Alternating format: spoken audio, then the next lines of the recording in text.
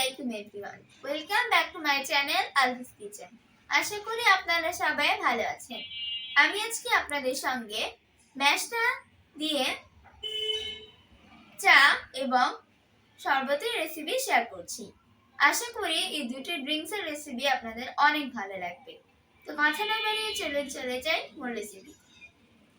ম্যাশটার চা বানানোর জন্য এখানে কিছু ম্যাশটা নিয়ে নিয়েছি। এখন এগুলোর খোসা এভাবে ছাড়িয়ে নিব।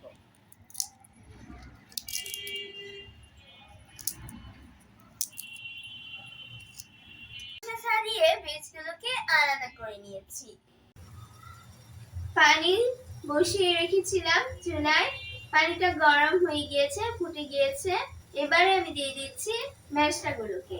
এই ম্যাশটাগুলোর রং ছেড়ে দেওয়া পর্যন্ত এগুলোকে জাল করে নিব। এগুলোকে আমি ধুয়ে নিয়েছিলাম ভালোভাবে, গুলো থেকে রং ছেড়ে দিয়েছে। এইখান থেকে আমি অর্ধেকটা মিশ্রণ তুলে রাখবো শরবত বানানোর জন্য, আর বাকি মিশ্রণটা দিয়ে চা তৈরি করে নিব। মিশ্রণ তুলে নিয়েছি, এখন দিয়ে দিচ্ছি চা পাতা।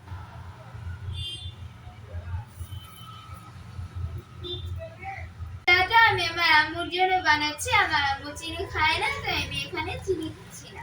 আপনারা আপনাদের পরিমাণ অনুযায়ী চিনি দিতে পারেন। এর জন্য যে মিশ্রণটা রেখেছিলাম সেটাকে আমি কুসুম গরম করে নিয়েছি। এবার সেই মিশ্রণ দিয়ে দিচ্ছি চিনি। চিনিটা আপনাদের পরিমাণ মতো বাড়িয়ে কমিয়ে দিতে পারবেন। চিনিটাকে ভালো করে মিশিয়ে নিচ্ছি।